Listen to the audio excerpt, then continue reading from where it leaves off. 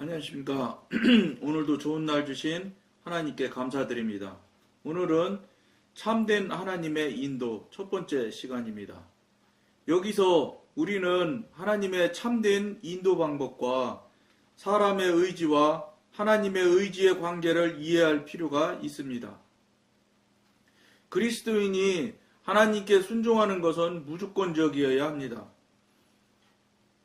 그 영적 생활이 절정에 이르면 그의 의지는 하나님의 의지와 완전히 하나가 됩니다. 이것은 성도가 자신의 의지를 가지지 않는 것을 의미하지 않습니다. 앞에 의지는 예전이나 다름없이 존재합니다. 앞에 방송에서도 여러 차례 여러분들과 나누는 중에 말씀을 드렸지만 하나님께서는 여러분이나 우리들의 의지를 버리기를 원하시지 않습니다. 왜냐하면 함께 같이 의논하고 연합하는 걸 아주 즐겨하시고 그렇게 하시길 바라시는 분이지 막 일방적으로 하라면 그냥 하라는 대로 하라면 시키는 대로 하여야 되는 식의 순종은 그거는 순종이 아니라 복종을 말하는 거거든요.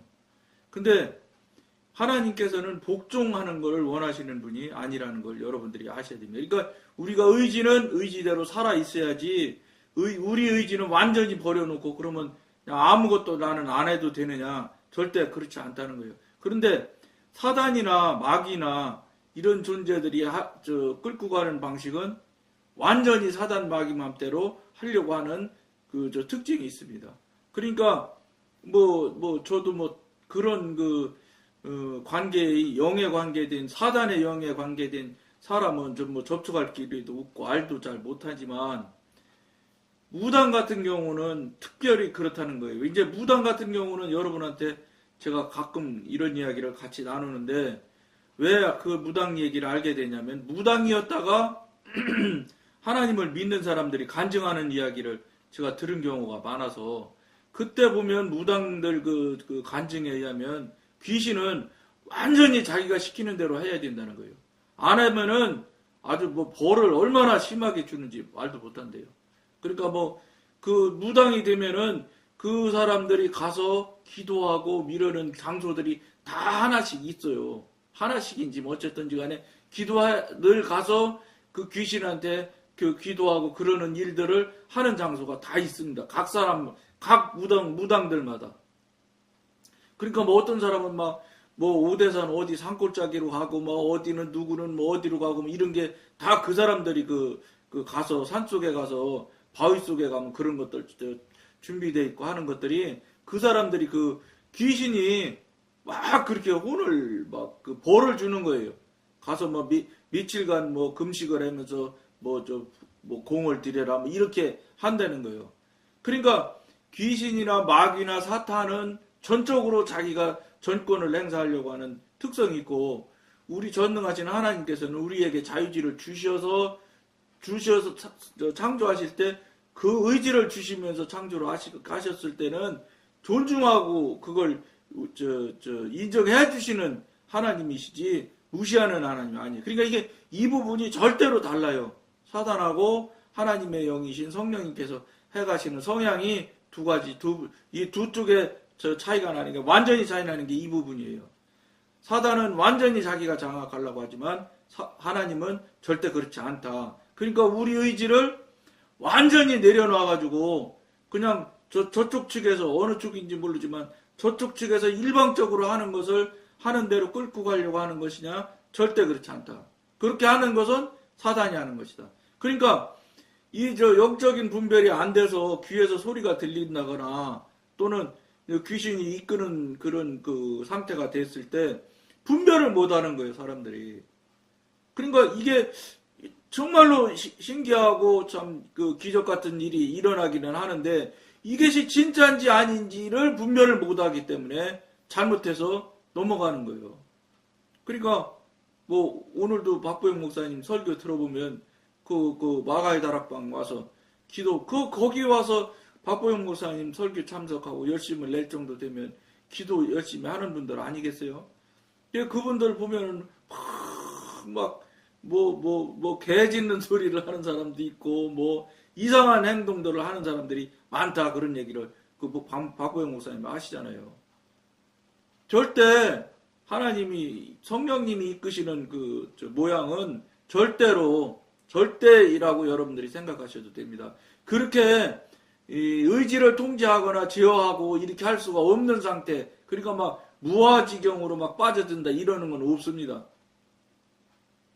성령 안에 쑥 들어가서 정말로 기도 많이 하는 분들은 뭐 기도줄이 잡혔네 뭐 이런 소리 하는데, 기도 안에 쑥 들어가게 된다고 해도 절대로 다른 주위에다가 피해를 끼치거나 막 기도하는데 다른 사람한테 피해되게 막 괴성을 지르거나 뭐 아랑곳하지 않는 분들이 있어요. 새벽 기도 때 가보면 아이고 그거 말해줄 수 없는 일이고 참 곤란한 일이라. 그걸 본인이 분별을 해서 알아서 제어력을 찾아야 되는데, 이게 그런 것들은 다 사실은 사단이 하는 것이지, 이게 거룩하시고 전능하신 이 성령님은 그런 짓 안 하세요.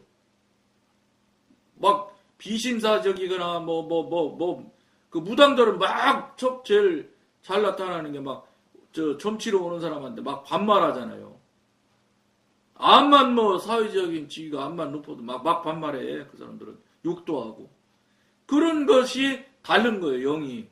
그거를 알아야 되는데, 그런 걸 모르면 이것인지 저것인지를 모르니까 꼴딱 넘어가가지고 이렇게 막 그냥 막 무아지경에 빠져가지고 막 대책 없는 사람들 있어요.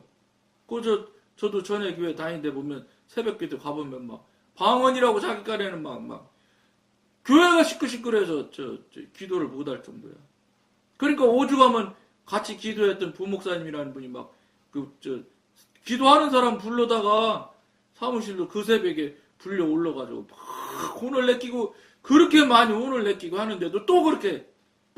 그러니까 이 사람이 분별력이 있으면 이게 아니구나 잘못됐구나 해서 물리쳐서 띄어야 되는데, 이게 그냥 신기한 지금까지 경험하지 못했던 그 경지로 가는 것 같이 느껴지니까, 이 사람은 그냥 그게 굉장한 무슨 신령한 것으로 잘못하는 거, 이런 것들을 누가 해야 되느냐.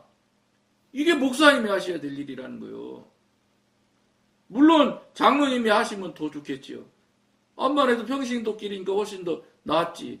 그러든 저러든 목사님이나 장로님이나 그 교회의 항존직이 영적인 지도자라는 분들이 알려줘야 되는 거예요. 알려주면 그분이 계속 그렇게 할 리가 있어요?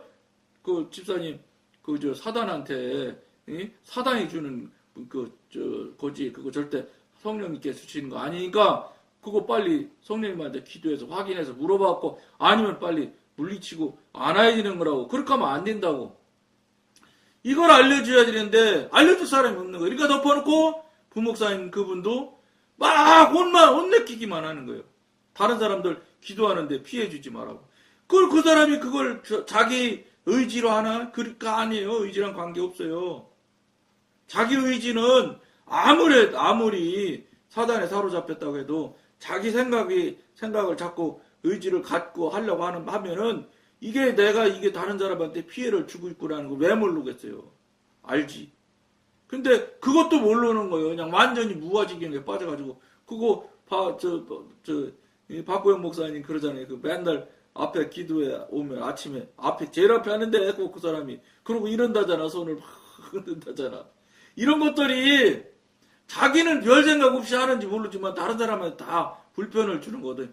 절대 성령님이 하시는 거는 불편한 행위를 하지 않아요. 그리고 불편한 행위를 설령 했다 손쳐도 의지가 살아있어서 자기가 바로 자기를 스스로 컨트롤을 바로 즉시 할 수 있어요. 딱 멈출 수 있어요. 다른 사람한테 내가 피해를 주는구나. 이거 다 알 수 있는 거예요. 근데 귀신 사단의 쪽에서는 그걸 모르게 한다고. 또 그걸 좋아해. 그들의 사단의 속성이 자기 맘대로 100% 하기를 좋아하거든. 그러니까 그것이 잘못된 건지를 지도하고 알려주고 분별을 해주고 이렇게 해야 되는 거예요. 교회가 그걸 해줘야지 영적인 부분을 이끌어주시고 소개해주고 알려주는 일을 하는 건데, 그걸 하는 교회가 어디 있어요. 그저 방언 잘못된 방언인 것 같으니까 막 떠들지 마라. 그렇게 하면 안 된다. 이렇게만 하지. 그렇게 하는데 그분 결국은 신학교 가서 목사 고시 붙었다고 하더라고. 그러니까 막 그 열심에 빠지니까 이 사람이 막 그 열심에 나는 지금은 모르겠어요. 오래전 얘기니까 현재는 나는 모르지만 그런 사람들이 까딱하다 보면 대단한 신령한 사람인 것처럼 생각을 하고 그러다 보면 목사 되는 수가 많아요. 이런 사람들이 나중에 정말 곤란한 일을 할 수 있는 경우가 한국교회에 많이 있습니다. 그러니까 그걸 그 당시 초기 단계 때 바로 그 목사님이 그걸 영적인 지도를 해줬었어야 되는 거예요. 분별을 해줬어야 되는 거예요. 그걸 못 해주니까 그것이 그 사람은 미안한데 현재 상태는 나도 잘 몰라요. 그 사람은 그게 굉장한 신령한 일이라고 생각을 하고 계속 가더라고. 부목사님한테 그렇게 혼나가면서도 내가 기억하는 것만 해도 어쨌든 그 목양실에서 2층인데 1층에서 새벽 기도 때 들어보면 2층에서 혼내키는 소리가 기도 1층에까지 들릴 정도로 목소리를 크게 목사님이 혼내키더라고요. 부목사님이. 그래도 못 고칩디다. 못 고쳤어. 그러더니 이제 시간이 한참 가니까 사그라들더라고. 그러더니 조용해지기 시작하더라고. 근데 그게 저는 당신 자기가 스스로 분별을 해서 자기가 물리치고 깨트려서 잠잠해졌는지 아니면 어떤 그 연유로 인해서 잠잠해졌는지는 모르나 그분이 그렇게 해서 새벽기도 절대로 안 빠지죠. 그런 일이 생겨나면 기적 같은 일들이 생겨나면 지금 그 귀성교인들이 예를 들어서 수십 년 동안 아무 문제도 아무 일도 없었던 삶을 살다가 그런 이상한 일 정말로 기적 같은 일이 생겨나 봐요. 막 오직 그게 동화밧줄인 줄 알고 붙들고 늘어지거든요. 그런 분들이 이제 그러니까 최종적은 아니죠. 신학교 다 늦게 신학교 가서 목사 고시에 시험 쳐서 목사 됐다고까지 내가 들었으니까. 무슨 말씀이냐면 목사님 하시려면 콜링도 분명해야 되고 사역도 하나님과 의논하고 관계하고 할 정도가 충분히 될 정도가 되시는 분들이 목사님이 해야 되는 거예요. 그렇지 않고 지금처럼 말했던 것처럼 이상한 그런 현상이나 한번 경험하고 느껴가고 그냥 그거 붙들고 일생 붙들고 살면서 목사님 되시면 정말 곤란한 사람 되는 거예요. 저는 걱정스러워요. 그분 목사님 됐다고 뭐 고시 시험 쳐서 붙었다고 뭐 내가 문자도 누가 알려줘서 본 적이 있는데 걱정스럽더라고. 예? 그런 분들이 까딱 잘못하면은 그 성도 이상한 쪽으로 안내할 확률이 아주 높습니다. 왜냐 자기가 그 길을 갔기 때문에 다른 사람도 그 길로 소개하고 안내할 확률이 아주 높거든요. 왜냐 내가 해본 거기 때문에. 그러니까 그런 사람이 그런 분이 있는 데는 그런 사람들이 그런 현상들이 나타나요. 왜 그러겠어요? 사단의 영향을 받기 때문에 그런 거예요. 여러분 이게 영적인 부분이요. 우리 사람이 생각하는 것과는 절대. 그러니까 하나님의 능력은 신묘막측하다는 용어를 쓰는 거예요.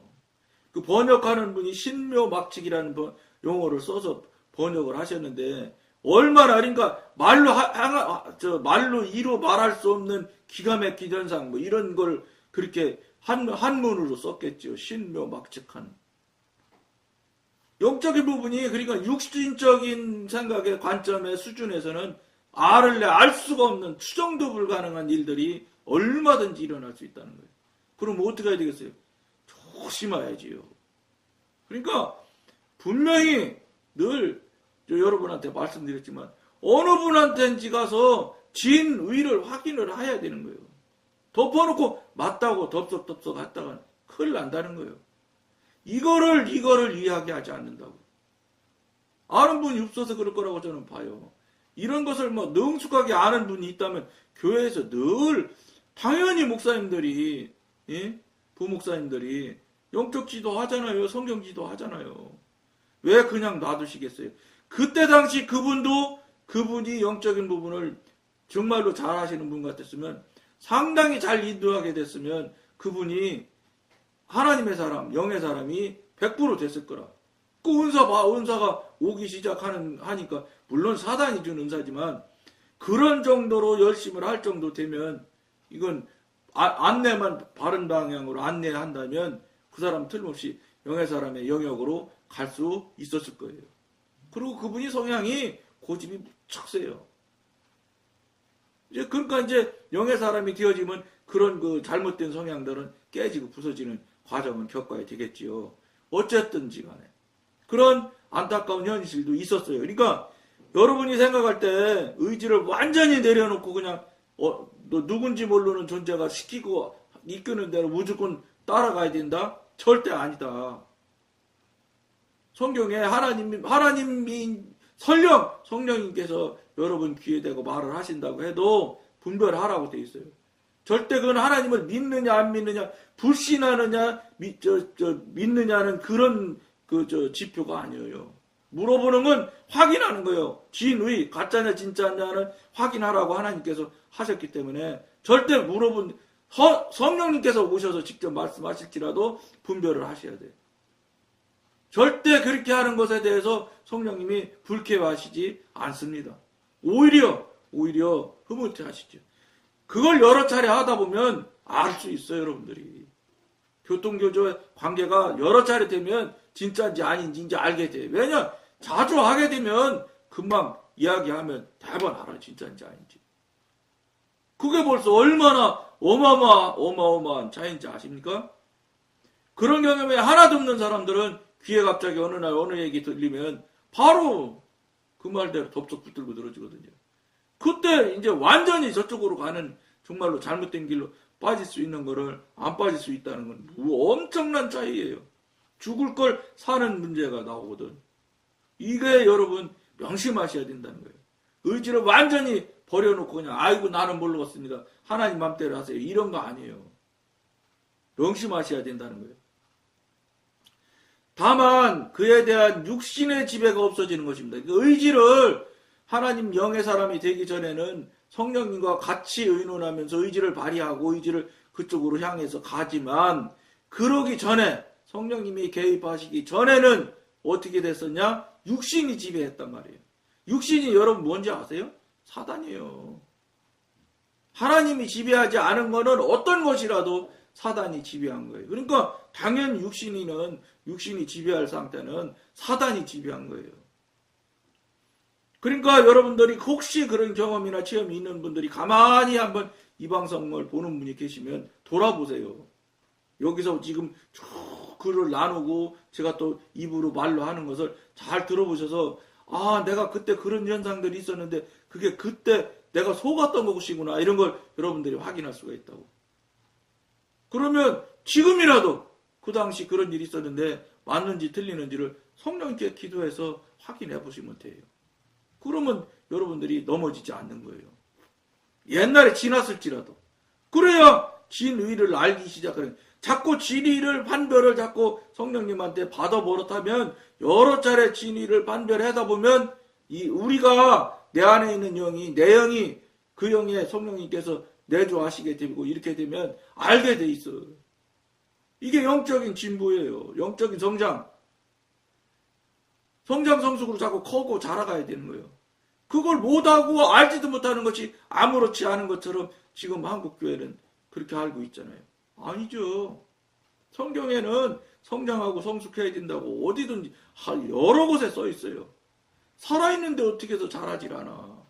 죽었으면 몰라도. 근데 그 부분에 대해서 너무 아무 말도 안 한다는 거예요. 하나님께서는 항상 하나님의 뜻을 성취하는 일에 사람의 의지가 하나님과 협력해 주기를 원하십니다. 같이 의논하고 같이 협력하길 바란다고요. 일방적으로 무조건 시키는 대로 해. 이거는 사단이에요. 예수 그리스도께서 보여주신 신뢰를 통해서 알 수 있듯이 하나님과 완전히 연합된 성도의 의지는 여전히 존재합니다. 이게 지금 예수님이 교통한 이야기를 성경 말씀에 발췌한 거예요. 요한복음 5장 30절에 나는 나의 원대로 하지 않고 나를 보내신 이의 원대로 하려는 고로 이렇게 하나님의 아들이시며 신이신 예수님도 하나님과 교통하고 관계하는 얘기를 계속 말씀하세요. 또 있어요.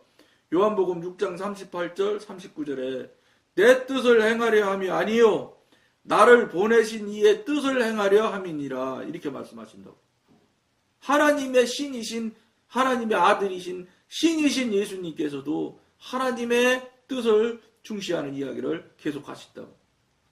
또 누가복음 22장 42절에는 내 원대로 마옵시고 아버지의 원대로 되기를 원하나이다 이렇게 얘기하세요. 신이신데도. 그러니까 하나님이 성령님이 어떤 걸 원하셔요? 같이 이야기하고 협력하길 바라시는 거예요. 원래 그래야 이 시너지 효과가 팍팍 발휘하지요. 1 더하기 1은 2가 아니에요. 2.5, 3, 4 이렇게 되는 거예요. 그게 협력의 힘이잖아요. 근데 마귀는 협력을 절대 거부합니다. 협력 들어주지도 않고 그걸 거절하죠. 특성이 그래요. 이 구절들을 통해서 우리는 예수님이 하나님 아버지와 하나이면서 동시에 하나님의 의지와 별개인 자신의 개인적인 의지를 가지고 있는 것을 알 수 있습니다. 예수님은 자신의 의지를 가지고 있으면서도 자기 의지를 쫓아 행하지 않으셨습니다. 예수님도 자기 의지를 쫓아서 안 하셨는데 우리 불쌍한 3차원에 갇혀있는 이 인생이 이 육신이 우리 뜻대로 사느니 되겠냔 말이에요, 여러분. 신이신 하나님 예수님께서도 하나님과 의논하고 협의해서 이 일을 하시고 나갈 길을 가셨는데 알지도 못하고 깨닫지도 못하는 이 3차원에 갇힌 육신의 존재 가지고 그냥 나 잘났다고 우기고 내 뜻대로 살고 있으니 이게 얼마나 안타깝고 불쌍한 일입니까? 심각하게 생각해야 될 일이라고요. 이 구절들이 암시하는 것은 하나님과 참으로 연합한 성도라면 자신의 의지를 하나님의 의지 곁에 두어야 한다는 것입니다. 성도 자신의 의지를 없애버리는 것은 결코 아닙니다.